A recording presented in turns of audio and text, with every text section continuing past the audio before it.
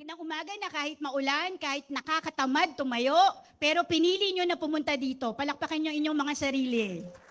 Ganyan po talaga kapag ang puso natin ay sobra-sobrang nananabik sa presensya ng Panginoon. Kahit anong mangyari, gagawin ng lahat para makapunta dito. Di ba? Dahil sabi nga kapag may gusto, yun lang. Hanggang doon lang tayo. Amen. Praise God. Ito pala. Ayan. Okay. So, we are still continuously learning and studying the book of Romans. Nananawa na ba kayo? Yes? Okay. Actually, every week na nagtatakil dito, iba't iba po yung tema o theme. Because Romans is a very, very good book if you want really to dissect about the salvation of God to us. Kasi ang audience po niya, hindi lang po Jews, kundi yung mga Gentiles na hindi po Kristiyano. Hindi po Israelites. Ayan, na hindi pinili. Pero pinili pa rin ng Panginoon sa bandang huli. Amen? Amen? So kaya po, deep gospel, deep impact, it's all about Romans. Nag-start po tayo dito, I think January. Pero ngayon, August na.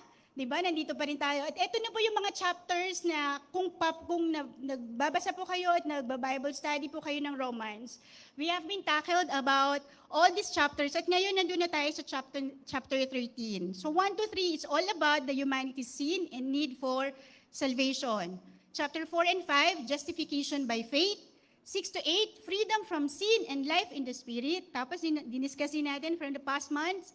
9 to 11, yung Israel and God's saving plan and saving grace. And now, nandito tayo sa period, sa chapter 12 until 15, yung practical Christian living. Ano po ba? Ito yung mga practical ways para magawa natin ng mabuti o maisabuhay natin yung salvation na ibinigay sa atin na libre ng Panginoon pero mahal. Okay? And then yung huling-huli, yung chapter 16, personal greetings and final instruction. Kapag nababasa ko itong 16, ang lagi ko natandaan yung Roman 16, 19 says, alam niyo yun? Be excellent and what is good, be innocent. Pag-aaralan yan from evil. So ang ganda ng buong Romans. And alam ko, excited na kayo. Dito, kilala nyo ba siya? Lahat inaabangan kasi ano ba ngayon? Ang bilis ng panahon, no? August na ngayon, parang nung kailan lang nagse-celebrate tayo ng Christmas party. 'Di ba? Tapos kailan lang nagse-celebrate tayo ng church anniversary. At kailan lang nagse-celebrate kayo ng birthday. Ang daming nagpatotoo dito ng birthday. Happy birthday po sa inyong lahat. Ayan. Salamat sa Panginoon. At syempre, iba din celebrate din ng anniversary katulad namin. Pati nyo naman. Salamat. Ano po kami, nung binibilang na 18 years. It's been 18 years. Parang kailan lang, parang kahapon lang kami kinasal. Pero hanggang ngayon, kinikilig pa din. Diba? Oo. Parang, So, ibig sabihin, ang bilis ng panahon. Na parang, ano bang nangyari, Lord? Parang kailan lang na ganito, ngayon, ganito na. Diba? Hindi nyo ba natatandaan? Dati, ayaw lumabas. Ngayon, pinapalabas, ayaw pumunta. Ano nangyari? Diba? Ayaw lumabas kasi COVID. Natatandaan niyo ba yun? Lahat lockdown. Lahat nasa bahay lang. Tapos na-bored kayo. Nung lumabas na, ayaw niyo namang lumabas. Gusto niyo sa bahay lang kasi masarap matulog. Ano pa talagang gusto niyong mangyari? Diba? Pero ang sinasabi nga dito, hindi niyo mapipigilan. Hindi niyo mapipigilan ang bilis ng Panginoon at hindi niyo man naisip. Bakit parang ang bilis ng Panginoon? Naisip niyo ba yun? Anong sagot?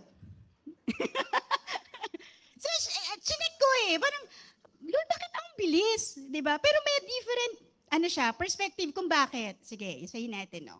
So, while time feels fast today, number 1, prophetic expectation. Of course, this is the fulfillment of biblical signs.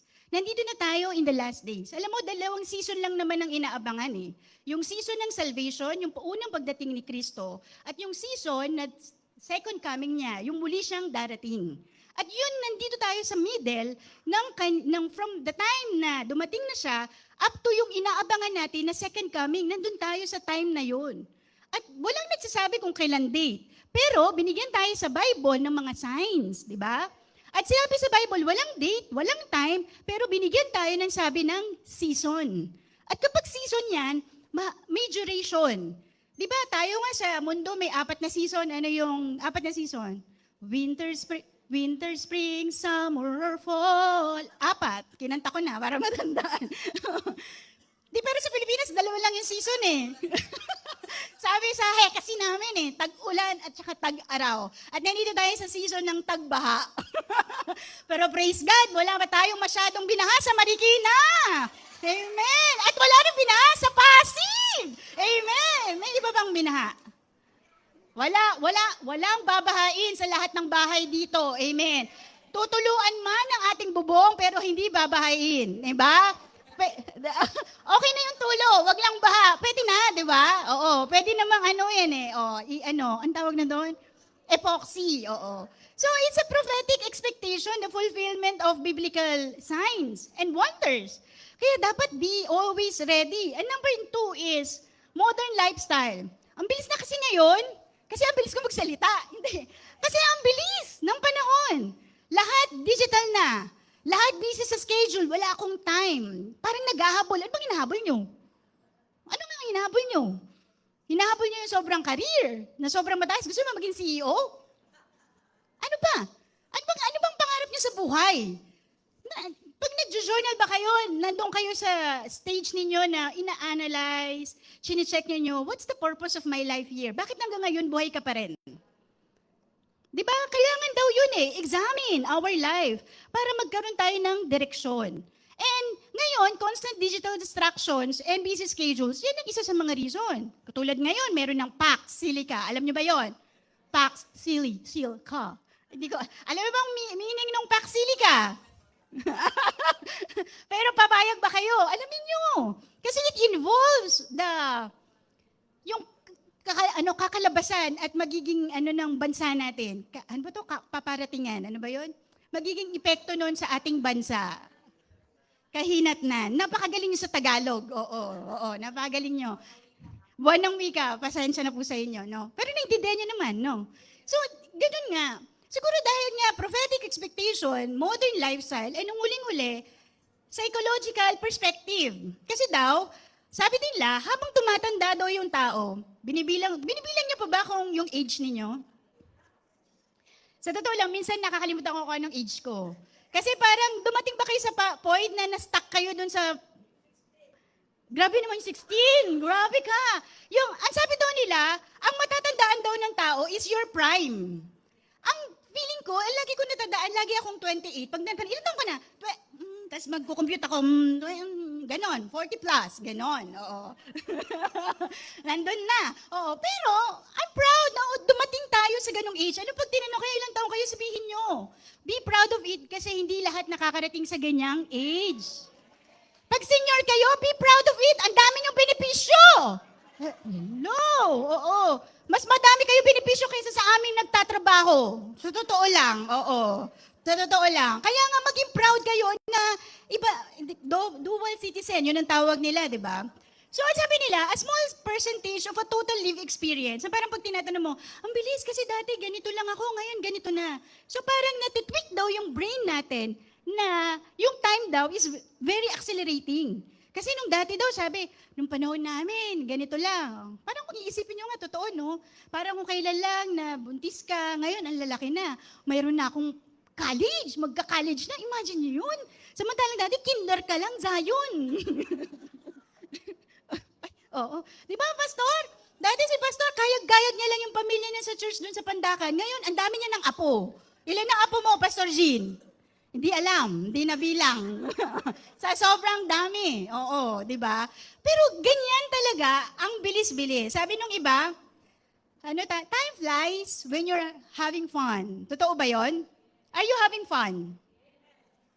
Wag sobra-sobra, ha? Baka you're so, parang sobrang fun ninyo sa mundo na nakalimutan nyo na kung ano yung inyong identity. Okay, so yun ang pag-aaralan natin. And of course, dahil nga, mabilis yung panahon, check natin, these are the 2 unavoidable certainties o inevitable na pwedeng mangyari sa buhay natin. Number 1, physical death. At number 2 is the second coming of Jesus. Kahit anong gawin nyo, kahit ayaw nyo pang mamatay, mamamatay po kayo. Kahit ang sakit pakinggan, di ba? Uy, huwag mo sabihin yan, cancel, in Jesus' name. Sister, kahit i-cancel mo yan, merong talagang time out. Oo. May hangganan lang ang buhay dahil hindi dito ang ating permanent na buhay. Ang permanent nating buhay ay sa langit. Nakapiling natin ng Panginoon. At ang sabi dito, di ba? It is appointed for men to die once, but after this, the judgment. Actually, kung buhay ka ngayon, this is your opportunity to God to really revive your relationship. Kasi pag ikaw ay namatay, time is up. Wala nang pagkakataon. Kahit na sabihin mo, Lord, nagsisisi na ako sa lahat ng ano ko, buhayin mo ko uli. Magbabalik na ako talaga ng loob sa'yo. Magiging ano na ako. Kahit anong pangakong gawin mo, it's over. It's over. Kaya habang nandito ka sa lupa, isipin mong mabuti. Ano talaga ang purpose at relationship mo? Ano ang kondisyon ng iyong relationship sa Panginoon? Pag-aaralan natin mamaya. Pangalawa, the second coming of Jesus. Ito ang promise ni God sa maniwala kayo o sa hindi. Being a believer, kailangan yung maniwala. Okay? Dahil yan ang sinasabi sa Bible, Hebrews 9:28, Christ will appear a second time to save those who are eagerly waiting for Him. Are you eagerly waiting for Him? Gustong-gusto na ba niyang dumating? As in now na. Ready kayo? Okay, may ako yung nagsabi na, ready na ako anytime dumating, namatay kinabukasan. Gusto niyo yon? O see? Ginagawa niyong katatawanan.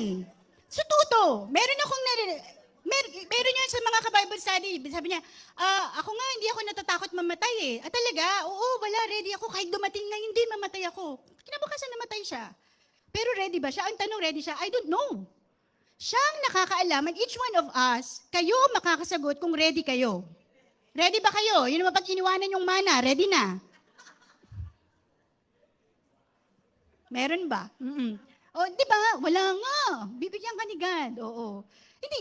Yun kasi, we are so consumed of what is going on in this life on earth na nakalimutan na natin ano ba talaga ang dapat nating mas iniisip.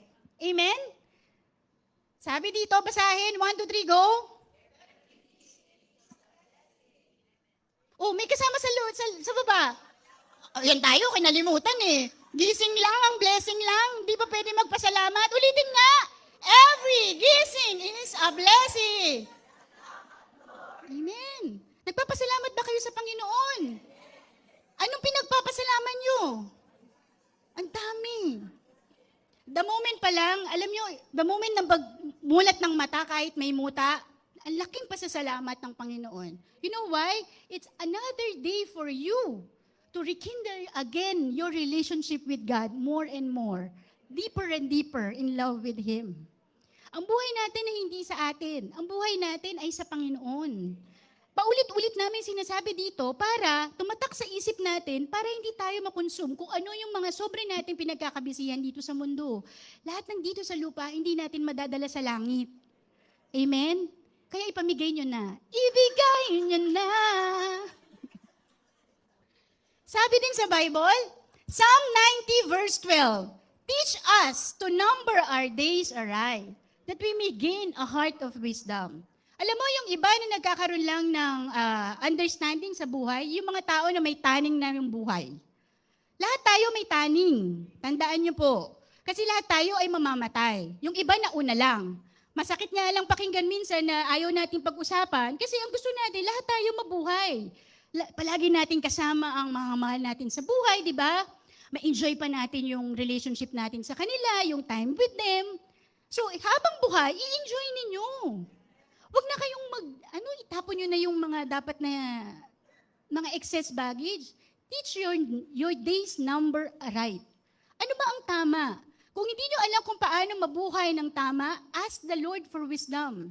Sabi sa James, God will give you wisdom to those who are asking of Him without finding fault. Anong ibig sabihin? Pag nag-ask ka kay God, hindi ka nga iinsultuhin na, ano ba yung susumbatan na parang, ano ba yan? Sinabi ko na pa ulit-ulit. Yan na naman ang hinihingi mo. Walang ganun si God. God is so loving na ang gusto niya, lagi kang nagsusurrender, lagi mo siyang kinakausap, at lagi kang nakakonect sa Panginoon through His Word. Nagbabasa pa ba kayo ng Bible? Kung meron kayo na miss a day, bumalik ulit. Huwag niyo kakaligtaan na sobra kayo na-consume sa ibang bagay na hindi niyo madali, ano naman, di ba? Mabilis lang ang pagbabasa ng Bible. Kung tutuusin, kapag nag-aral talaga, kulang ang 1 oras. Pero, kung hindi kaya, dahil sobrang nga kayong busy, lagi yan ang dinadahilan ninyo, ano ba naman you dedicate your 15 minutes of your time with the Lord? Pray with Him, connect with Him. Unang pagising sa umaga, langit nakatawa, salamat Lord. Di ba? Ganun kagad, hindi yung pagising, ano lulutuin ko? Ay, anong kakainin? Umuulan. Teach us to number our days aright, that we may gain a heart of wisdom. So therefore, ito po yung topic talaga natin. Dahil yan po yung sinabi ni God, nandito tayo sa, sabi ni Paul, practical Christian living. So ang title po ng pag-aaralin natin ngayon, that it's time to live like Jesus is coming back. Panahon na para mabuhay as if si Jesus ay darating ngayon. Kung siya ay dumating ngayon, nandyan na, nasa bukana na, anong gagawin nyo? Ngayon pa lang ba kayo magre-ready o ready na? Yes, Lord, I'm ready. I'm waiting. I'm waiting. Naalala niyo ba yun? Honey, I'm waiting. God, I'm waiting. Basahin po natin Romans 13, 8-14. Sabay-sabay. 1, 2, 3, go!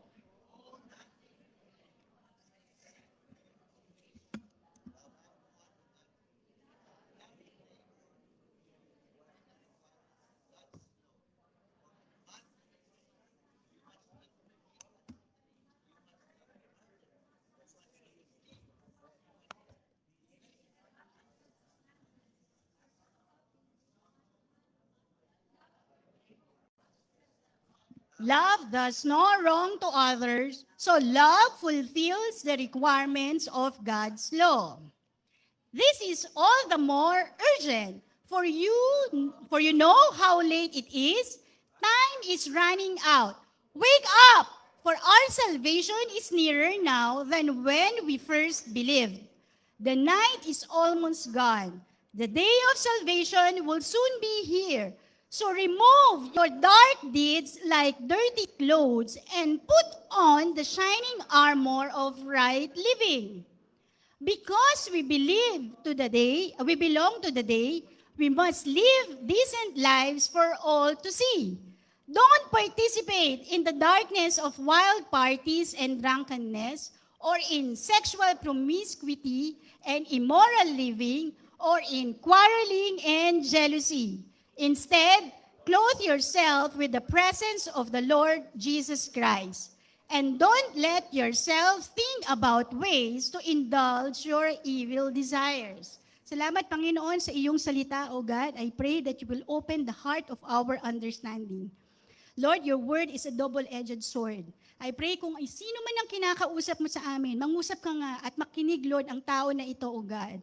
Kung sino man po, Lord, ang tamaan ng iyong salita, Lord, I pray that it will change life forever. Bawat isa sa amin, Panginoon, babaguhin mo dahil binabago mo kami araw-araw. Ang salita mo ang naglilinis, ang salita mo ang nagbibigay ng kapahayagan, at ang salita mo lamang, Lord, ang magbibigay sa amin ng lakas para magbago sa aming buhay. Naasahan namin, Lord, ang iyong makapal na presensya sa amin. Tulungan mo kami in the name of Jesus. Amen. So how to live like Jesus is coming back?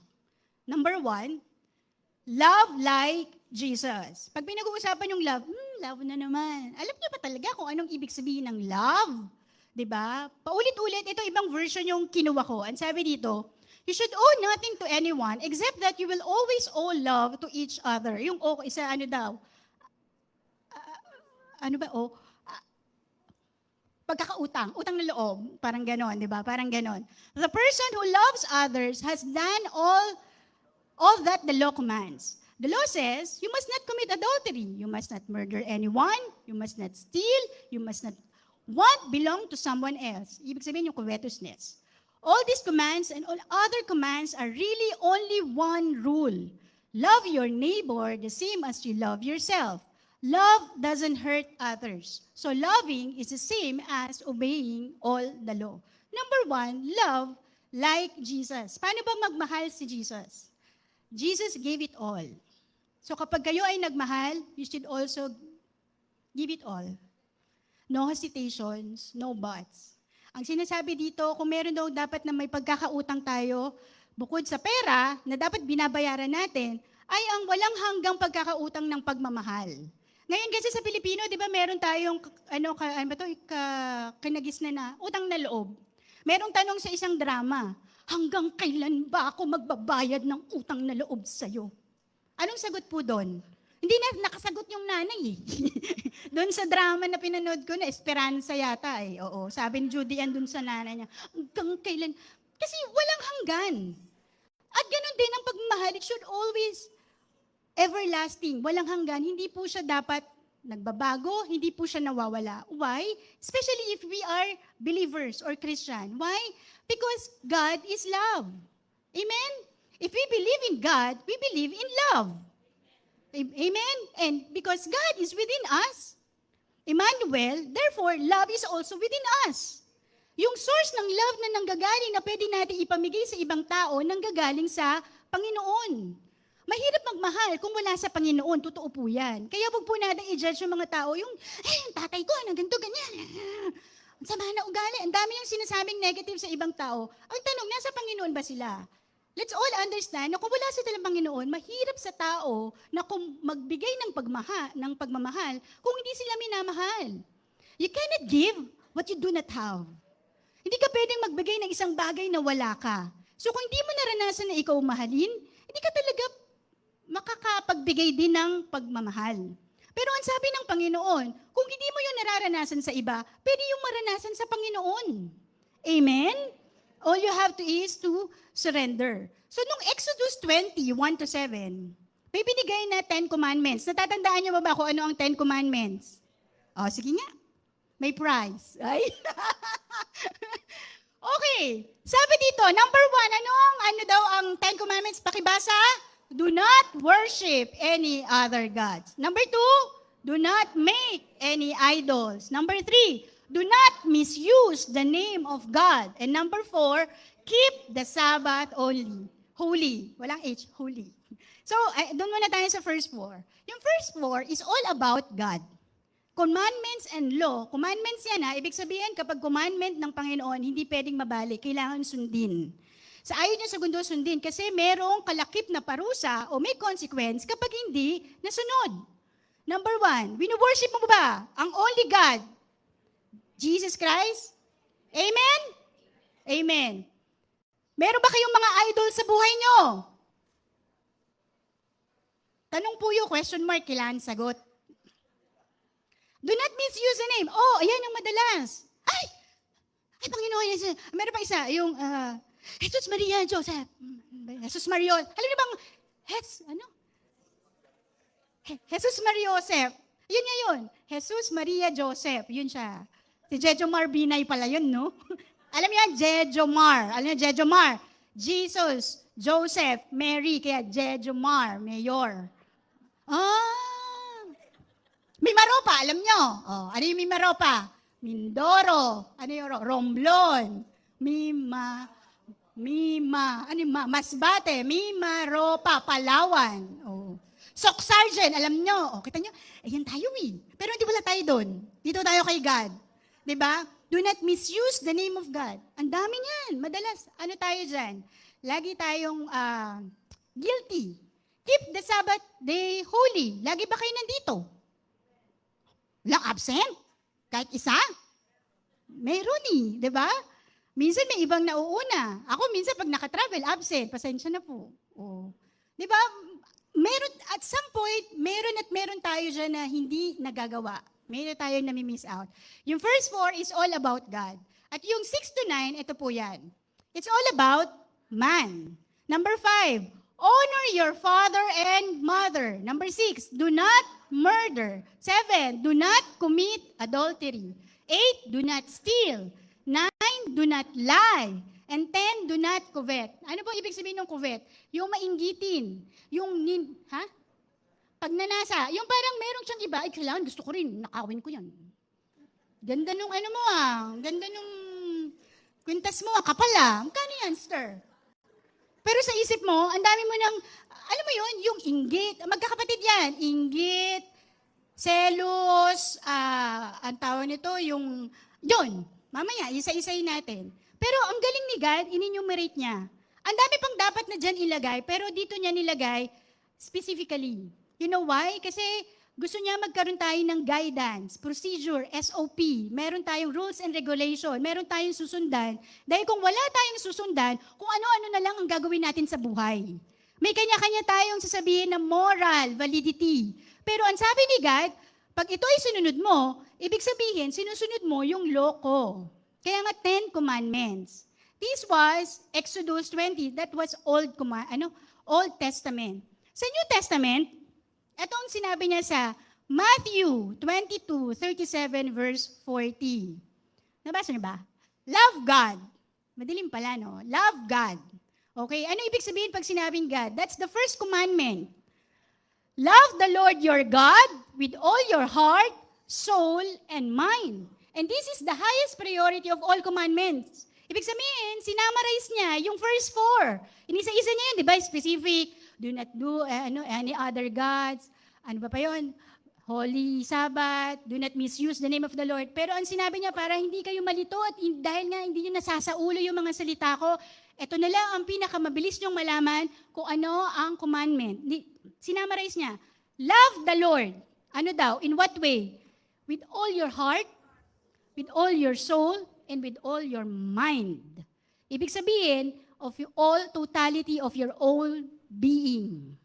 Ikaw yun. Hindi lang yung heart mo lang, pero hindi sumusunod ang soul. Hindi rin pwede yung mind mo lang, pero hindi tumutibok ang puso. Kailangan daw totality of you, na minamahal mo ang Panginoon. Your mind, as you receive the word of God, that's the mind. Meron ka ngayong will na sundin yun to obey, that's the soul. And your heart, it follows because you apply that love to other people. Amen.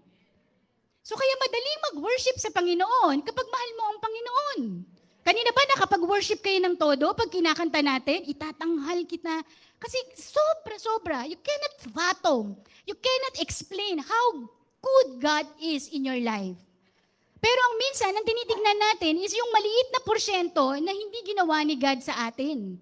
O yung mali sa buhay natin na minsan sinisisi natin sa Panginoon, pero actually, it's just the consequences of our actions. Amen. O, ano daw yung sumunod? Second, love others. That's the second commandment. That's 10 commandments, yung 6 to 10. This is love your neighbor. And hindi ibig sabihin na you love your neighbor, ay second lang siya kasi kaya nga second in ranking niya pangalawa lang. No, has equal weight. Pareho lang po. Dahil ang sabi ng Panginoon, kung sino ang nagmamahal sa aking mga anak, ay parang minamahal niya rin ako. Amen? Ang extension ni God sa atin dito sa lupa ay ang kanyang mga anak. And those who believe in the Lord, yan po ang ating neighbor. At yung mula sa Panginoon, neighbor pa rin po natin sila. At yung mga kaaway ninyo, tinitreat natin sila na enemy, pero ang sabi ng Panginoon, love your enemy. Meron pa ding love doon. Hindi nawawala. So love God, love your neighbor, and love your enemy. So saan ka pa sulusot? And Jesus is the perfect standard of that love. Kasi when you love God and follow the first commandment as you worship Him with all your heart, your soul, and mind, that's the vertical relationship with the Lord. Pataas yon. And when you do application ng love mo yon, kasi dahil puno ka ng pagmamahal ng Panginoon, now you can able to love others. So that is your vertical relationship with other people. Kaya anong lalabas sa kanya? The cross. Amen? Ang galing ng Panginoon. At yan ang naging resulta ng pagmamahal na yon ni God. Dahil sobrang mahal niya si Lord, finalaw niya yung kung ano yung sinasabi ng Lord na iligtas ang buong katauhan. Dahil sa pagliligtas na yon, siya ay nagkatawang tao, dinanak ang dugo para sa ating lahat. Kaya huwag niyo pong siyang babaliwalain. It costs something. Very costly. Dapat lagi natin yung isipin. Na hindi porke libre. Minsan kasi sa atin, ay libre lang yan, kaya parang wala lang kwenta. Walang value. Dahil hindi pinaghirapan. Pero sobrang hirap in your behalf ang ginawa ni God para hindi na tayo mapunta lahat sa impyerno. Sino bang gusto mapunta sa impyerno? Wala, di ba? Amen. Lahat tayo pupunta sa langit. So therefore, kung meron kayong gustong i-reflect, picturean nyo na po to. Ilagay nyo na po sa journal ninyo. Ano pa yung dapat ko na gawin, di ba? Would people describe us as loving? Kapag dumating si God ngayon, madjudge ba niya na tayo ay loving person? Forgiving person? Gracious person towards others? Or very legalistic pa rin tayo? Nagbibigay ba tayo ng room para sa ibang tao for their errors? O talagang hindi. Masyado legalistic. Hindi pwede, hindi. Masyado tayong magaspang. Are we serving others? O tayo nagdidemand? Ano ako nasa taas ang posisyon ko, kaya dapat bigyan niyo ako ng honor. Pero ikaw ba, nagbibigay ka ng honor sa iba? Are you humble enough to serve?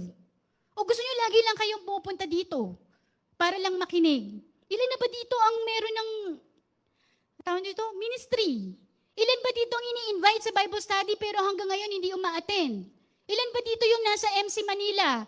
Part naman, di pa naka-attend. Bakit? Di ba? MC Concepcion, MC Sampang MC. Lahat kami, nagbibigay kami ng sobrang effort para sa bawat isa sa atin. For us to continuously build each other up. Para walang maiiwan. Gusto niyo bang maiwan? Even sa atin, di ba, pag pinagpipray natin, Lord, even yung mga kamag-anak na hindi pa nakakilala sa Panginoon, sana hindi sila maiwan. And as we serve you, di ba kami yung gumagawa, busy in the kingdom, Lord, sana magpadala ka ng ibang tao na sila naman ang makikinig para sa iba naming kamag-anak na hindi pa nakakilala sa iyo. Di ba ganun dapat yung prayer? Are we showing Christ's love in our homes, workplace, or churches? O meron tayong iba-ibang mask? Dito mabait, sa bahay, hindi. Sa ibang lugar, okay ulit. Sa workplace, lalong pakit ng tao. Kaya nyo ba yun? Iba-iba yung personality ninyo? Baka hindi lang kayo bipolar. Multiple polar. Anong tawag doon? Multipolar. Di ba? Be authentic. Let's pause and let's check. Amen? Kasi malapit na dumating si God. Love is the lifestyle of those waiting for Jesus. Are you waiting for Jesus to return? Then love. Magmahal tayo ng buong buo sa Panginoon at magmahal din tayo ng kapwa natin. Huwag tayong maging pabigat sa ibang tao. Maging kagaanan tayo. Amen? Sabi dito, 1 Corinthians 13, verse 13, but now, faith, hope, love, abide these three. But the greatest of this is love. Nung nag-aaral ako, parang I realize na lahat kasi yan magkakadugtong Faith, hope, and love. Pero bakit sinabi that the greatest of this is love? You know why? While we are here on earth, this is my revelation, no? While we are here on earth, kailangan natin ng faith kasi para tayo for our salvation. Because we don't want na tayong lahat ay mapunta sa hell. So, may faith ako that the Savior will save me. Susulat niya yung pangalan ko sa Book of Life. And that's my holy expectation that one day, it will come. Diba? Ganon.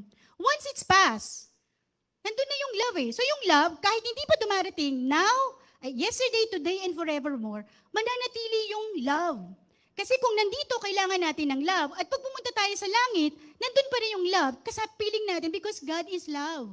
Gets nyo ba? So pagdating dun sa langit, maaring hindi na masyado yung faith and hope, pero nandun palagi yung love. That's why the greatest of this is love. Kung sobrang expert na tayong magmahal, pagdating natin sa langit, hindi na mahirap sa atin ang magbigay ng pagmamahal. This is our practice ground.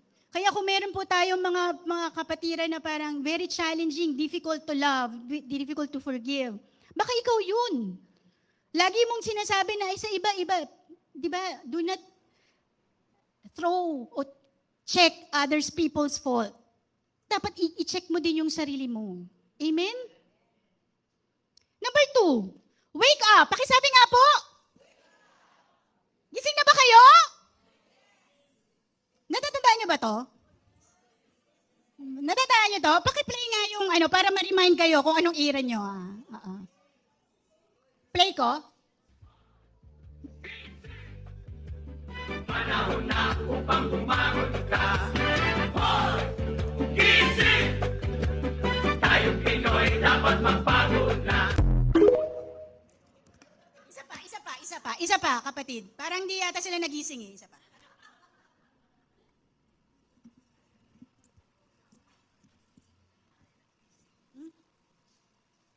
Play ko ba? Ay! Ano bang gagawin ko? Ayan. Tapos, play. Ay, ikaw na lang.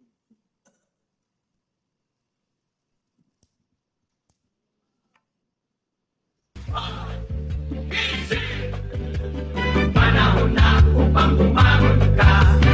Hoy! Gising! Tayong Pinoy dapat magbago na. Sino ba yung, ano dyan, announcer o TV, ano ba to, ang...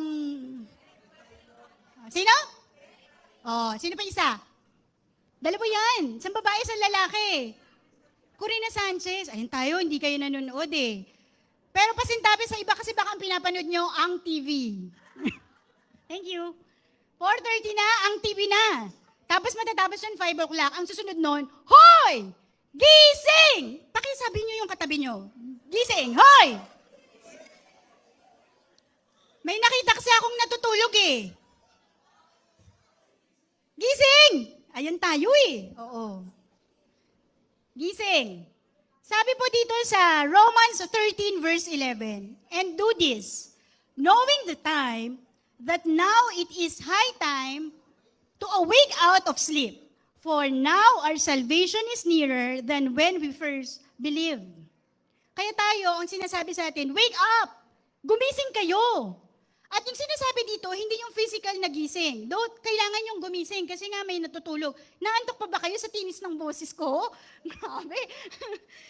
Diba? Ang sinasabi dito is, you are spiritually asleep. Spiritually, tulog kayo. Yung spirit nyo tulog.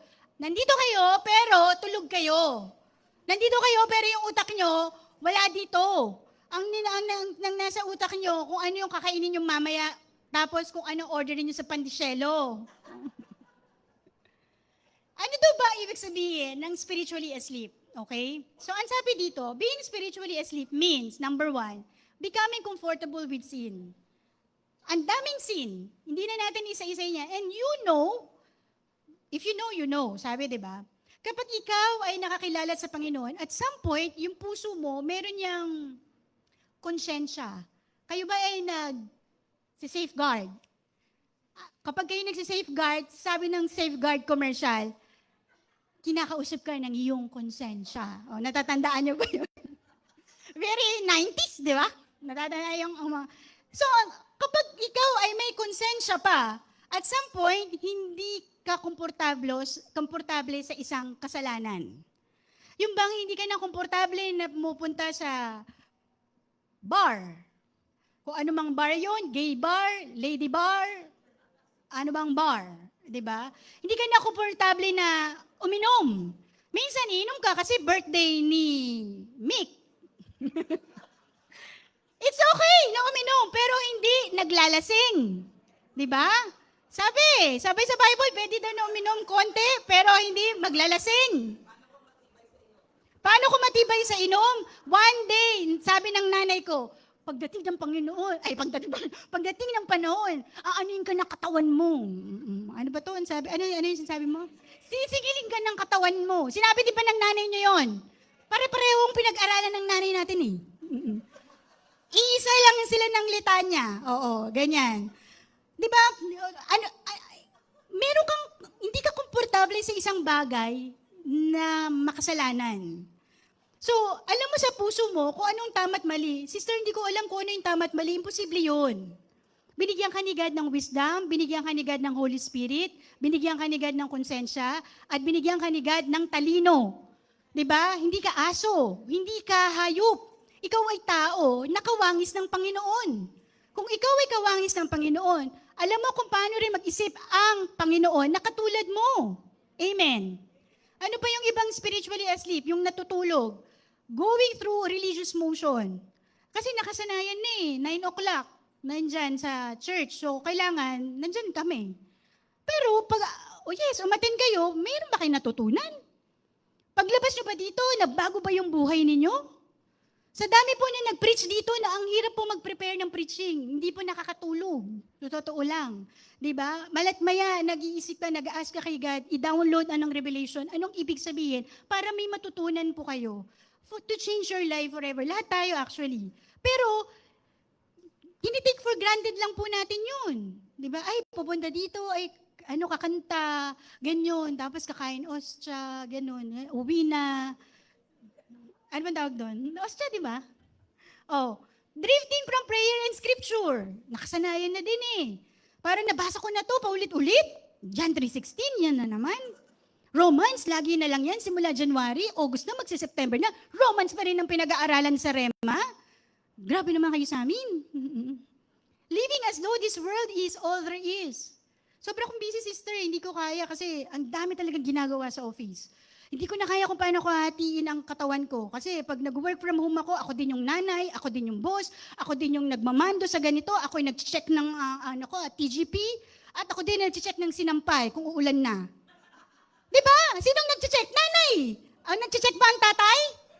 Praise God! Palakpakan natin ang tatay na naglalaba.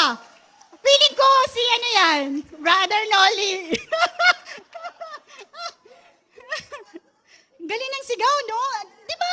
Di ba? Kayo din ba? Sino ang nag-iisip kung anong lulutuin sa araw na to? Nanay o tatay? Siyempre si Pastor Ayon tatay. Alam mo, pag nanay ang matakot kayo. Di ba? Merong time na ikaw nag-grocery, yung pinag-grocery o panalengke mo, ikaw naglinis, ikaw nagsalansan sa rep, ikaw naghiwa, ikaw nagluto, ikaw naghain, tapos ikaw din maghugas ng pinggan, at ikaw din lahat. Sa gabi, ikaw din.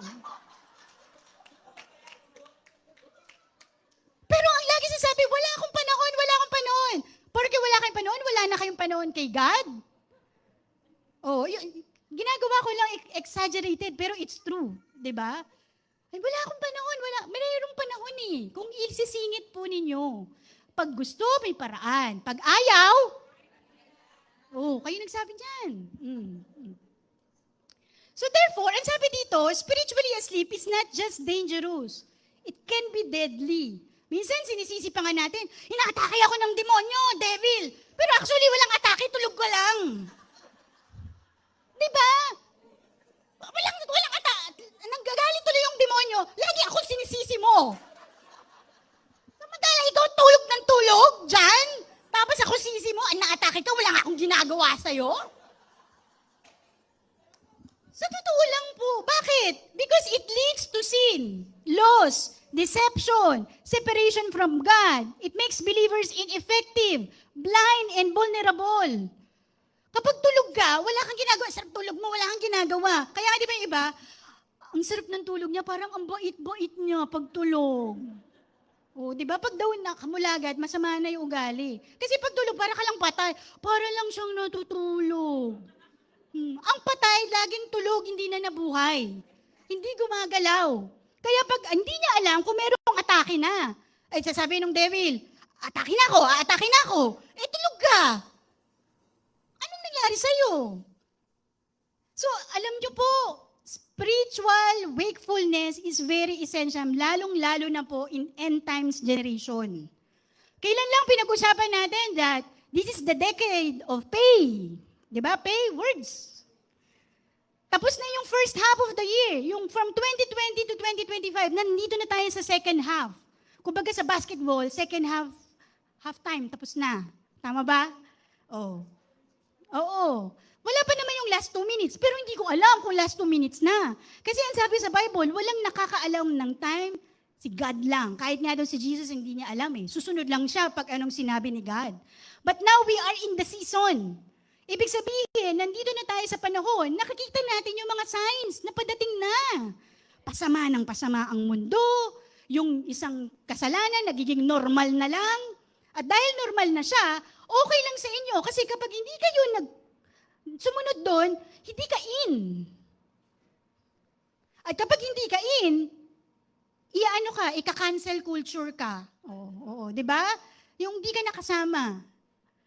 Sino ba ang mas binavalue ninyo? Ang Panginoon o ang kung ano ang popular ngayon sa mundo? So, kailangan nyo ng spiritual awakening, mga kapatid. At kailangan nyo mag-pray ng mag-pray ng mag-pray. The spirit is willing, but the body is weak. Ganyan po ang nangyari dun sa mga disciples. Nung nagpipray si Jesus para siya ay mapako sa krus, sumama naman yung mga disciples parang sa prayer meeting. Nandun naman. Nandun siya umattend. Nakatulog lang. Di ba? Umattend naman eh. Kumbaga, willing naman talaga sila, pero hindi mapigilan because the body is weak. But the spirit is so willing. Katulad nung, gusto ko talaga umattend eh. Talaga naman, kumbaga, nandyan yung desire. Wala lang akong time. The spirit is willing, but the body is weak. Sabi po sa Revelation 3:1-3, pakibasa. Write this to the angel of the church in Sardis. Here is a message from the one who has the 7 spirits and the 7 stars. I know what you do. People say that you are alive, but really you are dead. Wake up! Make yourself stronger before what little strength you have left is completely gone. I find that what you do is not good enough for my God. So don't forget what you have received and heard. Obey it. Change your hearts and lives. You must wake up, or I will come to you and surprise you like a thief. You will not know when I will come. Sinabi po yan sa Revelation, and this is a warning to the churches. 7 churches po yun, at each one, it represents kung ano ang condition ng bawat church. And we are the church of the Lord. Party po tayo ng church. At inirepresent na po ito ng isang mga Kristiyano na aktibo sa Panginoon, aktibo sa church, pero patay ang spirito. Ayan nakalagay. People say that you are alive, pwedeng ang galing mong mag-preach, ang galing mong mag-worship lead, ang galing mong kumanta, ang galing mong maglinis, ang galing mo sa lahat. Pero ang puso mo ay wala sa Panginoon, wala ka pa din. Yan ang sabi. Magising kayo. Diba? Wag po kayo na kimi-kimi. There is really the time of change of heart, change of mindset, and change of your action. Hindi pwedeng nakikinig lang, dapat may ginagawa. Kasi yun ang nakalagay. Do not forget what you received and heard. Tama. Yung mga naririnig nyo rito. Pero anong sabi doon? Obey it. Faith without action is dead. So kahit nandito kayo every week, hindi ko alam kung anong tantos o paanong binibilang ni God yun, but si God ang nakakaalam if your heart and your relationship with Him is alive or not. Amen? Change your hearts and lives habang buhay ka pa. Paulit-ulit ako dyan. Pag patay ka na, wala na. Judgment. Kahit anong gusto mo pang magbago, wala na yun. Baguhin nyo na. Diba? Kung masyado kayong relax panonood ng Netflix, masyado ko rin relax kasi laging nananalo si Alex Iyala, diba? It's okay. Pero do not neglect what is for the Lord. Bakit? Ito ang sabi po ng Revelation. Yet, there are some in the church in Sardis who have not soiled their clothes with evil. They will walk with me in white, for they are worthy. All who are victorious will be clothed in white. I will never erase their names from the book of life, but I will announce before my Father and His angels that they are mine. Anyone with ears to hear must listen to the Spirit and understand what He is saying to the churches. Masyadong naglinger sa akin yung, I will never erase their names from the book of life. Ibig sabihin, may possibility na ma-erase? Nakalagay. Di ba? I will never erase. But there's a possibility na pwedeng ma-erase. Bakit? Sa paanong paraan? So, ang journey natin dito, hindi po to sprint, it's a marathon. Kung sino ang nasustain niya until the end, siya ang winner. Pero ang ginawa niyong sprint, binilisan niyo masyado pero hindi niyo tinapos, hindi pa rin po. Amen. At yun dapat ang goal natin, yung hindi ma-erase yung ating pangalan sa Book of Life. Dahil pag wala ang pangalan mo, okay? Nancy? Nancy, anong spelling? Nagbago ka ng pangalan eh. Nancy. seems like the days of no, it was in the days of Noah. Anong sabi doon? Luke 17:26-27. As it was in the days of Noah, so shall it be also in the days of the Son of Man. They did eat, they did drunk, they married wives, they were given in marriage until the day that Noah entered into the ark, and the flood came and destroyed them all. Sabi ng Bible, I will come in like a thief of the night. Yung hindi nyo inaasahan. Yung panahon na sobra kayong nag-i-enjoy. Yung sobra-sobra ang lahat. Na hindi mo akalain na nandyan na pala ang Panginoon. Pwede ko bang i-share, Zion, yung ano mo, yung vision mo? O ba, ikaw na lang? Okay lang, sige. Nandong hindi ko alam kung tama tong Okay, si Zion po kasi, nung panahon ng pandemic, nagkaroon siya ng vision. During one of the prayers, nag-pray siya, gusto niya talaga na makilala ang Panginoon. Sobrang desire. Biruin niyo to pag sobrang desire niyo sa Panginoon, i-reveal niya yung sarili niya sa inyo at hindi niyo siya mako-contain. One night, nagpipray siya sa Panginoon, Lord, nagbabasa, pray, lahat ng naisip niya, nag-speak in tongues, blah, blah, blah, blah, ganyan. Hanggang nagkaroon siya ng vision. Yung vision niya, kasi yung bahay kasi namin sa taas, merong doon. Sleep ka ba? Nagsisleep ka, mali ako. Sa sleep mo, ikaw nagkaroon ng vision. Ayun.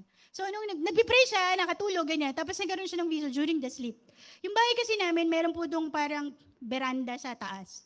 Tapos, dun sa vision niya, nagising siya. Tapos kasi meron dong merong curtain. Doon sa curtain namin, hindi masyadong nakadikit yung curtain, parang may siwang na ganun. So makikita mo kung ano yung nasa labas. Gets niyo po ng picture niyo.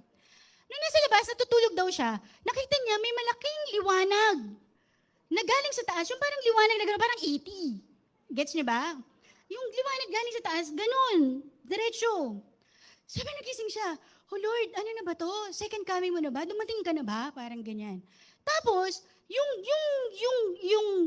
light na yon, yung nagmo-move, di ba? Nagmo-move. Tapos, ang sabi niya sa mga tao, repent, kailangan yung darating na ang Panginoon. Ngayon, yung mga tao, tama ba? Hindi, mali ako. Sige, ikaw na lang, Zay. Punta kita dito. Para tamang kwento.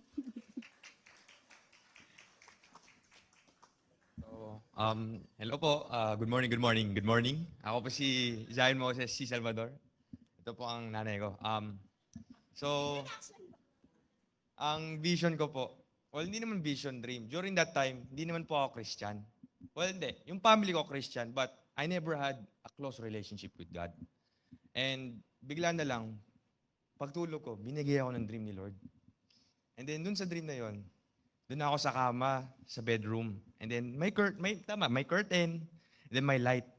Pagbukas ko ng light, there was a giant pillar. Alam mo ba ang pillar? 'Di ba? Very malaking column of people. They were climbing towards the light. And they were saying things that I could not understand. And then bigla na lang, yung light, it left, it went to the right. Then, nung nawala yung light, kumitlat. The sky went blood red and thunderstruck. There was an earthquake. Then, yung buong family ko, nagbibigan praying and praying and praying.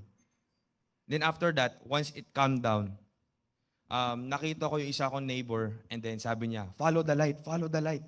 And as he ran towards the light. So, I got up, I readied myself, and then boom, I woke up. So yung nakuha ko doon is that, at that time kasi, again, di ako ka-close kay God. So, very shaken ako. For about 1 month, I was afraid. To put it in perspective, every time sunset, di ba pag sunset, nagiging red yung sky? Natatakot ako. Every sunset, I was scared. Every time na may kidlat, every time that there was a storm, natatakot ako because in my head, I always thought, baka ito na. Baka ito na yung rapture. And I don't know God. I don't know Jesus. I'm not saved. And it's thanks to that yung fear na yon, doon ako, tinanong ko si Mami one night, Mami, anong book babasahin ko? Because I want to know God. I want to be saved. So from then on, naalala ko po, ang first book ko po, and the first time I ever read the Bible and decided that I will be a Christian was at April 20, 2021. So yun, thank you po. Ang book po yun ay Proverbs. Proverbs po kasi, it is a book made by Solomon, the wisest king to ever live, diba? And that book, Proverbs, pinapakita on how to live wise. How to live practically and properly. So yun po. Thank you. Ikaw na mag-preach. Oh, yun pala yung kwento. Mali ako yung kalahati dun. Oh, buti na lang tinawag ko siya. Oo. You see? Kapag second-hand information, naiiba yung delivery. So dapat talaga, you always go to the source. Yung may first-hand information, sino yun? Kay God.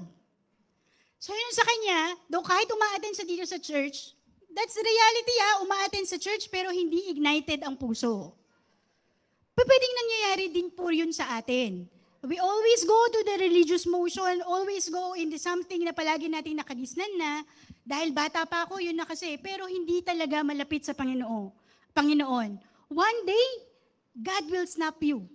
One day, siguro, bibigyan ka din ni God ng ganong dreams. Pero, kailangan nyo pa bang antayin yun? Kasi ang sabi sa Bible, the time is now. Until now, nang kayo ay buhay, you have the chance to repent and to restore and to rekindle the relationship. It's the same thing dun po sa parable of 10 virgins na napag-aralan natin way back last year. 'Di ba? 10 sila, all of them are waiting for their bridegroom. Sa bridegroom is si Jesus. So itong virgin na ito, ibig sabihin, nakakilala na sa Panginoon kasi because they are waiting for the Lord. At lahat sila may dalang lampstand. Ibig sabihin, meron din silang dalang word. 'Di ba? At lahat lang yun ay umiilaw. Ibig sabihin, meron din silang revelation. Sa kakaantay nila sa Panginoon, ang tagal kasi walang sinabing time Ang sinabi lang season, mag-antay kayo. Pero doon sa 10 na yun, yung 5 nakatulog.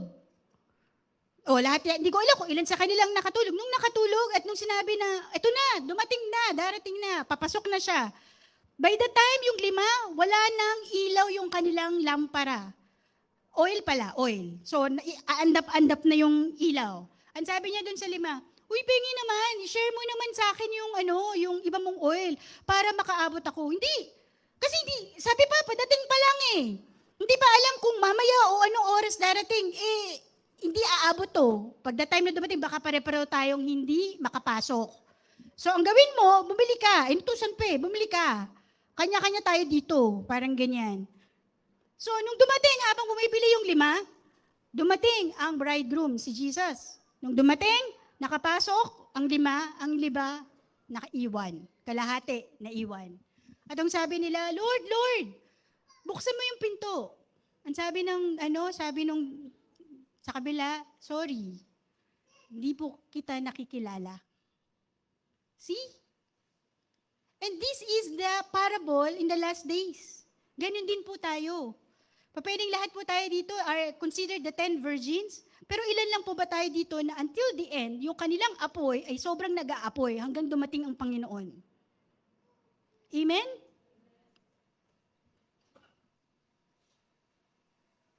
Sabi po sa Revelation 3 verse 16, so because you are lukewarm, neither hot nor cold, I am about to spit you out of my mouth. Ang lukewarm po ay maligamgam. Hindi mo alam kung malamig talaga o mainit. Sakto lang. Yan ang tanong, di ba? Kumusta ka na, kapatid? Sakto lang. Naku! Lukewarm. Di ba? Ganun yun You will tell a person how they will respond. Pero ang sabi ng Bible, kung ikaw ay lukewarm, nasa alanganin ka. Kapag lukewarm ka, dun ka pa rin sa hindi sa Panginoon. Ang gusto ng Panginoon, palaging hot. Laging nag-aapoy ang inyong apoy sa Panginoon. Amen?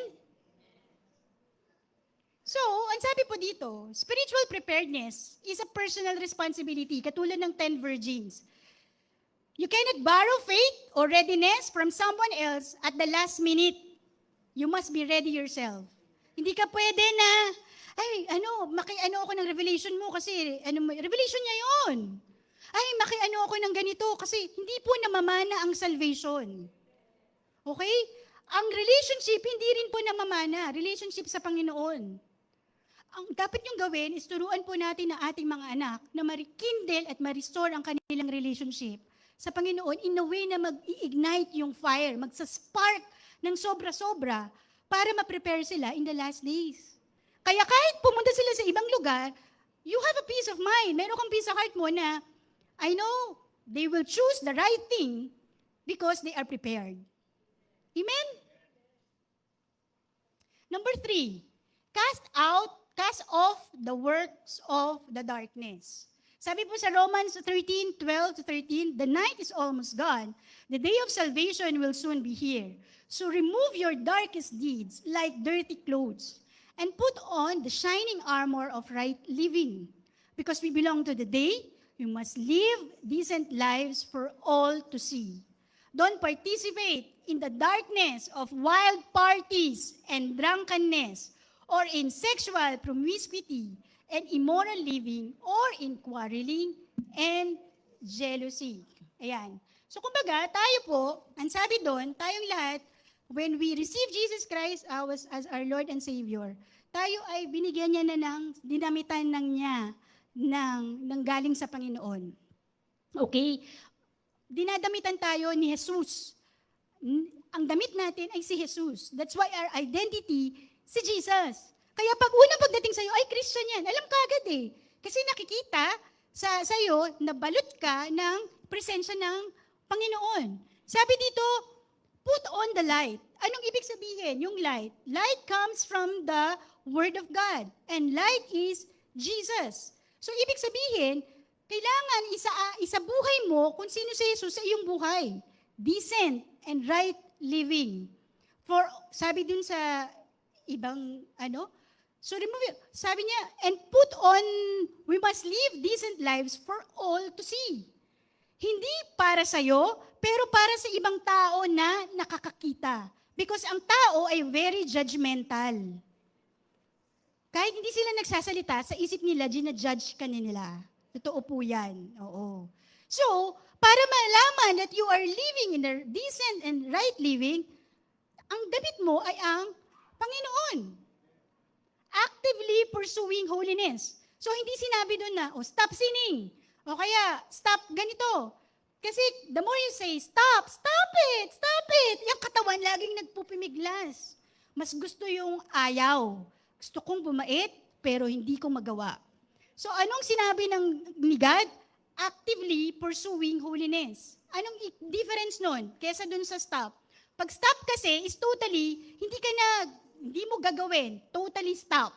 Okay? Pero yung actively pursuing holiness, meron kang desire to stop it, pero kung minsan na meron kang nadidiscourage, you always go back to pursue it again. Nagpapalinis tayo sa banal na dugo ni Jesus. Kasi hindi naman tayo araw-araw na holy. Amen? That's why every day we need to ask God for forgiveness. Every day we need to pray. Every day we need to be cleansed by the Word of God. That is part of actively pursuing holiness. At kapag you actively pursuing it, hindi mo alam na di-develop na sa'yo ang fruit of the Spirit. So unti-unti, dati magagalitin, ngayon hindi na masyado. Nababawasan. 'Di ba? Dati, ganito ka, ngayon iba na. Kaya parang pag nakita ka, parang iba ka ngayon, sister. Of course, that's the grace of God. Amen? Put off. Ano daw yung dapat tanggalin na darkness? Wild parties. Bakit specific si God dun sa wild parties? Alam niyo bang daming nangyayari sa mga party ngayon? You know, ako hindi kasi ako mahilig sa party eh. Kasi pag alas 10 ng gabi, medyo inantok na ako. So madali na ako antukin. Nandun na ako. Kahit dati pa, sarap kasing matulog. Mas pipiliin ko pa matulog kaysa kumain. Kayo, ano mas pipiliin nyo? Kain, tulog? Kain? Hindi, seryoso. Anong pipiliin nyo? Kain, tulog? Kain, tulog. Natatandaan ko yung natatandaan si Brother Randy nung bata kami. Antok na antok, pero kasi yung nanay ko, ang sarap magluto na adobo. Alam mo ba yun sa inaman? Nagluto. Tapos kakamay, ganyan. Siguro sa sobrang sarap niya, tapos antok na antok. Yun nga kaya ang tanong ko, pipili mo, kain tulog. Pinili niya, 2. Diba? Tulog na.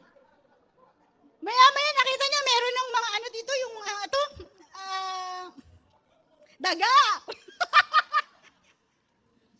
Daga. Ang sarap kasi na daga. Didilaan ng daga yung dito niya. Diba? Mamili lang kayo ng isa. Kain o tulog. Hindi, ibig ko sabihin, pili lang kayo sa puti o sa dilim. Hindi pwedeng sa gitna. Kung di kakainin kayo ng daga. Seryoso. Diba? Drunkenness. Okay lang, patikim-tikim, inom-inom. Pero kung nakaisang higop ka na, wag mo nang gawin 3 bote. Alam mo naman yung capacity mo, di ba? Sexual immorality, magkakadikit yan eh. Yung wild parties and drunkenness, magkapatid yan. Hindi ka pwedeng pupunta sa wild parties nang hindi ka umiinom, tama? At kapag umiinom ka, yun yung, anong nangyari sa'yo? Bakit mo siya napatay? Hindi ko alam kung anong nangyari. Wala ako sa sarili kasi nakainom ako. Di ba? Palaging ganun. Bakit nga ba wala kayo sa sarili pag nakainom, Pastor? Hindi totoo yun! Hindi totoo yun. Oo. Sexual immorality and immoral living. Anong sabi pa doon? Magkadugtong din yan. Diba? Yung sexual immorality, it involves something sexual. Na kailangan, nakikiapid ka. Kanina may nagpatotoo dito. Sino ba yung kapatid? Praise God, binago ka na ng Panginoon. Pero ang galing niya, no? Meron siyang boldness to release that na dati nang bababae ako. Ibig sabihin, binako ka na talaga ng Panginoon. Palakpakan natin ng God. Kasi para sabihin mo yon, ibig sabihin, nagtanda na siya, hindi niya nagagawin ulit. Tama ba? Sabihin mo naman, amen. Baka gawin mo pa ulit eh.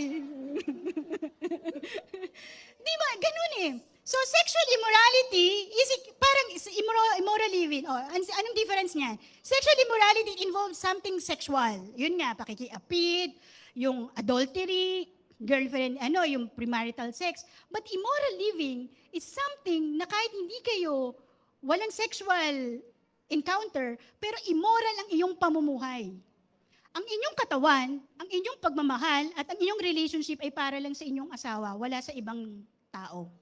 Kung yan ay ibibigay mo sa iba, tama, grabe naman.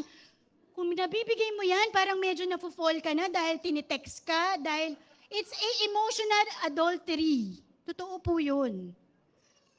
Kahit walang nangyayari sa inyo, pero parang nandun na ang galing kasi niyang magsalita na ako, it's immoral living. You know when you know. Kasi meron ka namang wisdom sa ganyang bagay. Other immoral living, yung mga panonood ng hindi dapat panoorin. Porn. Kahit hindi mo ginagawa yan physically, pero nagtitrigger yan. Init. Totoo. Pag nag-init, natural ang katawan, anong mangyayari? Alam nyo na yung susunod. Kaya yung iba, kahit sino lang makita sa labas, tapos pinatay. Diba? Ni-rape, pinatay. Ganun, siya, magkakadugtong. Sumunod, ano yung magkatabi pa, magkapatid? Quarreling and jealousy. Away-away at selos-selos. Pag nagselos ka, kahit nagsiselos ako kung sa babae mo, kahit anong gawin niya, pag nakita ko yan, wag makapunta yan sa kanto namin! Bubuhusa ka na asido! Kakapanood niya ng Esperanza eh.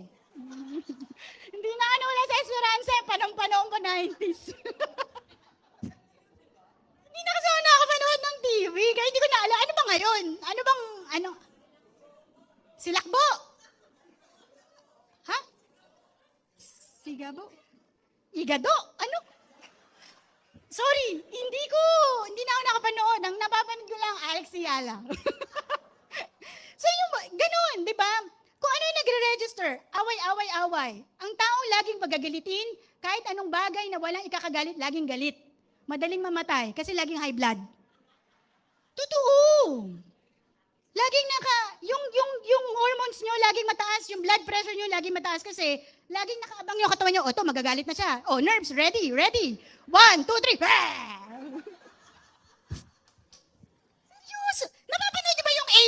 sa yung mga gulay, ako gulay, patatas, kainin mo ako. Napapanood niyo yon? Ako lang nakakapanood. Ibig kong sabihin, sinabi ito sa Bible kasi ito ay bagay na dapat niyong tanggalin sa buhay niyo. Meron niyang reason kung bakit nakalagay dyan specifically. At bakit? Sabi sa 1 Corinthians 6:9-10, or do you not know that the unrighteous will not inherit the kingdom of God? Do not be deceived. Neither the sexually immoral, nor idolaters, nor adulterers, nor men who practice homosexuality, nor thieves, nor the greedy, nor the drunkards, nor revilers, nor swindlers will inherit the kingdom of God. Sister, ano ba yung revilers? Slanderer. Yung mga nagpapakalat ng fake news. Naku, Facebook nyo. Sabi sa Facebook, ito. Tapos shinare. Hindi naman totoo. 'Di ba? That's, kasama kayo, sangkot kayo sa pagiging reviler. Swindler. Yung mga hindi nagbabayad ng utang. Swindler. Yung parang, may isip ko, kailangan ko mangutang, tapos magsisinungaling ka. Kasi kailangan ko kasi nagkasakit. Laging nagkasakit, buwan-buwan. Diba? Inherit, inisa-isa ni God, para hindi na kayo mag-isip, ano ba yung mga bagay na hindi ko dapat gawin para hindi ako ma-disqualify sa heaven. Kaya wag daw natin itong gawin. Sabi sa Matthew 16:26, it is worth nothing for you to have the whole world if you yourself are lost. You could never pay enough to buy back your life. Sobrang yung na-enjoy yung buhay na ito, you gain the whole world. Yung lahat ng career, lahat ng fame, lahat ng pera, lahat ng TGP, lahat ng bagay dito sa mundo, hindi nyo po madadala yan sa langit. Maiiwan yan. Actually, maiiwan yan nung taong naiwan nyo dito. Sila ang makikinabang. 'Di ba? For what is a man profit if he shall gain in the whole world and lose his own soul? Or what shall a man give in exchange for his soul? Binigay mo lahat, nagpakasasa ka sa mundong ito, ang exchange niyan ay iyong spirito at iyong buhay. To the point na masyado ka nang na-indulge na hindi mo na kayang separate yung sarili mo sa mundo. Kaya lagi pa ulit-ulit, do not be conformed by the patterns of this world kasi may pattern sila. And you have to be discerning kung ano yung mga pattern na yun. At yung pattern na yun is very subtle. Hindi siya agad-agad na ipapamukha mo sa'yo. Ito, uunti-untiin yan hanggang sa ma-deceive ka. Hanggang sa maisip mo na, oo nga, pwede pala. Oh, nag-give in ka ngayon. Amen? Sabi sa Bible, you are the salt and you are also the light. Dalawa po yan. Bakit? Anong sabi sa Matthew 5:13-16? You are the salt of the earth. But if salt has lost its taste, how can its saltiness be restored? It is no longer good for anything, but is thrown out and trampled underfoot. You are the light of the world. A city built on a hill cannot be hid. No one, after lighting a lamp, puts it under the bushel basket, but on the lampstand, and it gives light to all in the house. In the same way, let your light shine before others, so that they may see your good works and give glory to your Father in heaven. Ang asin, ano po ba ang silbi ng asin? Sabi daw, sa lahat ng condiments, pwede mawala na yung suka, ganito, pero ang asin ay hindi mawawala. Pwede? Pwede mawala ang asukal, wag lang asin, tama? Yung mga diabetic dyan, wag nang mag-asukal, di ba? Sabi asin, bakit? Ang daming gamit ng asin. Kung malansa yung manok, asinan nyo muna para mawala lahat ng lansa, panglinis. Pag gusto nyo maglasa yung pinrito nyong isda, asinan nyo, di ba? Asinan mo. Pag walang lasa yung niluluto, lagyan mo ng konting asin, di ba? Pag may mangga ka, wala kang bagoong, anong asin. O, di ba? Ang dami. At yung asin din ay pangpaano ng skin. Noong nagpunta kami dun sa Dead Sea. Grabe yung asin. Yung sobrang toothpick lang na asin pag bumanon sa inyo, sobrang hapdi. Oo. Lalo na kapag sensitive yung skin mo, pag siya, pulang-pulang-pula. Si Sam, no, nung nilagay niya sa mukha niya, kasi sabi niya, good for the skin. Sabi ng Israelite, good for the skin. Nilagay namin sa katawan mo, ang burak, ang baho. Pagkatapos nun, grabe parang slimy na ganyan. Pula-pula yung mukha niya, parang ganyan. Tapos, 5 ligo, gumanda nga. Nawala ang dead skin. Napunta sa Dead Sea.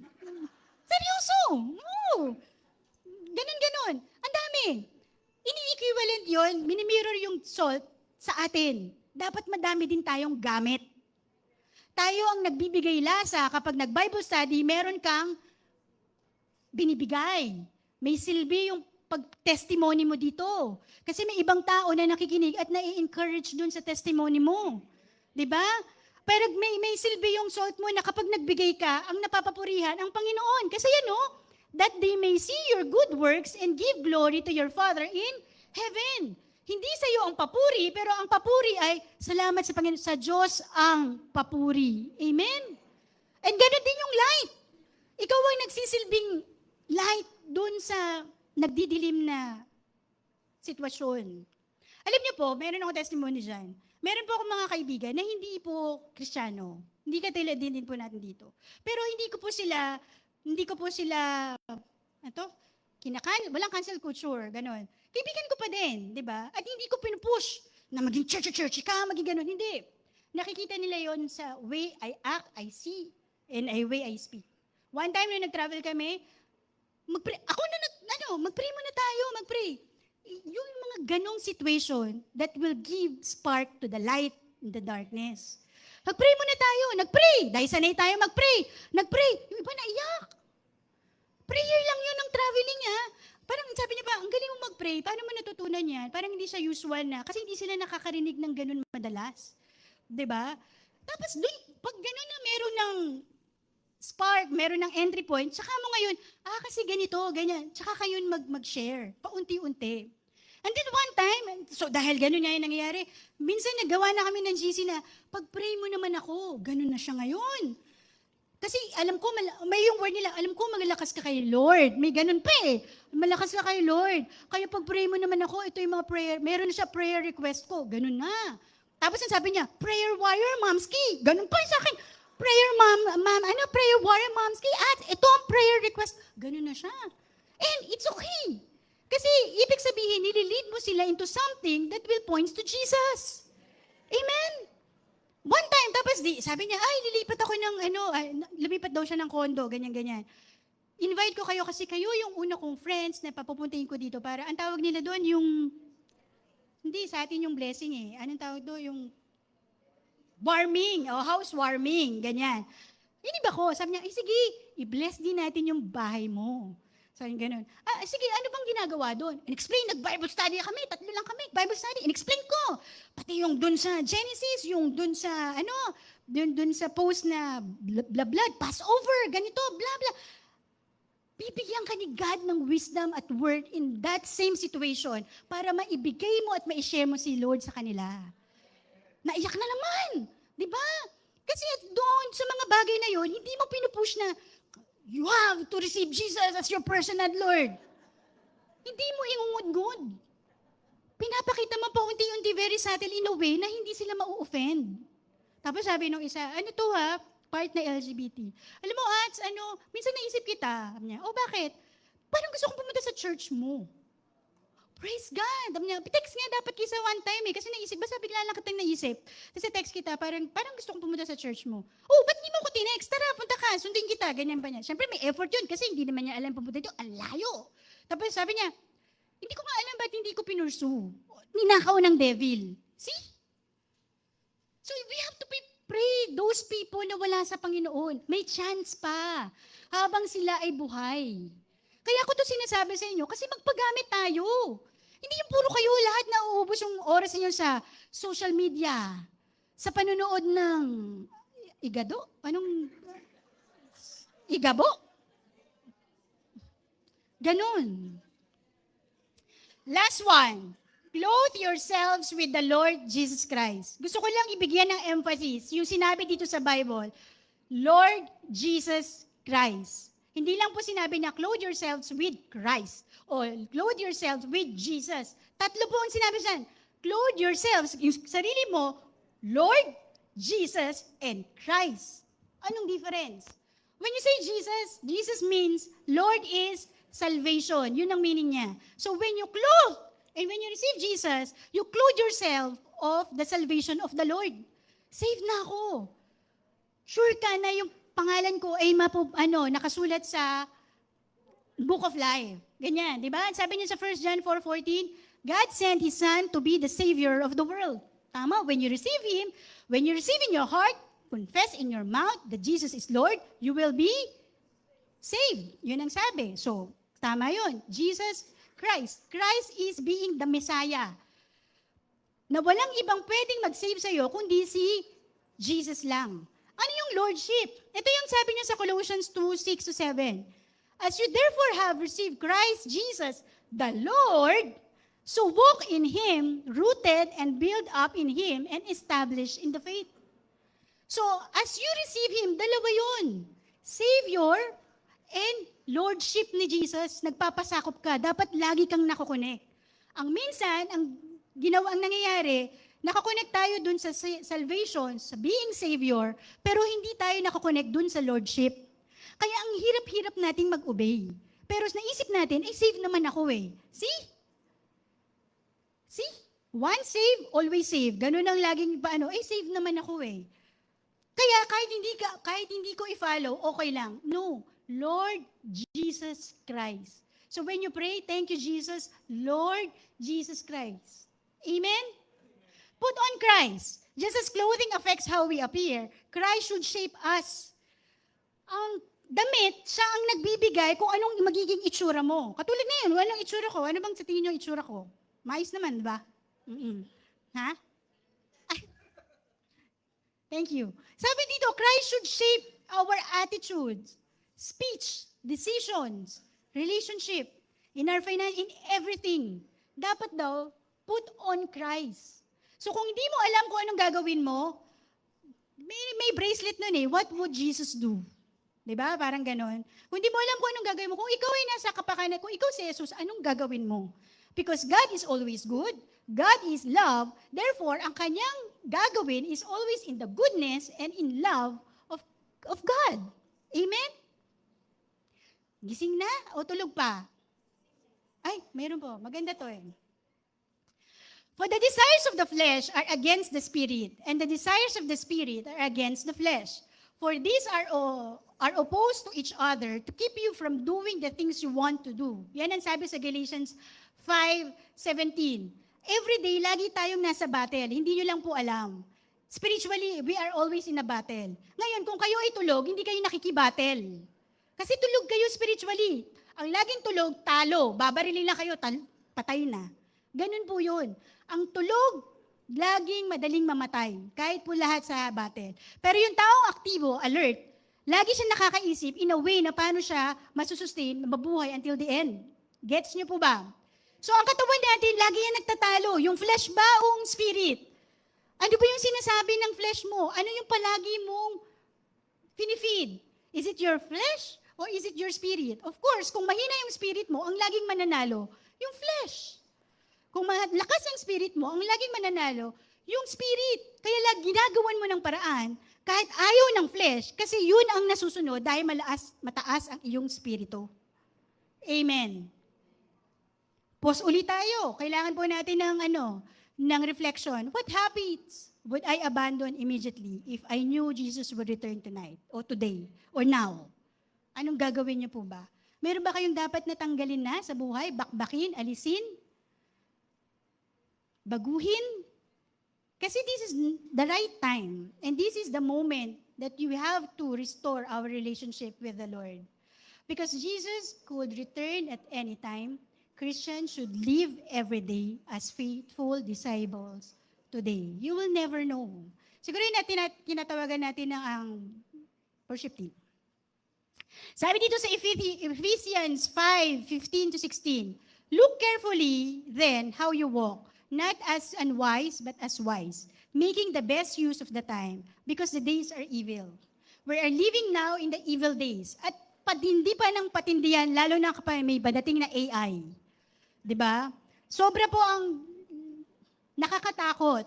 Kaya nga, ang sabi dito, make the most out of it of your time habang kayo ay buhay.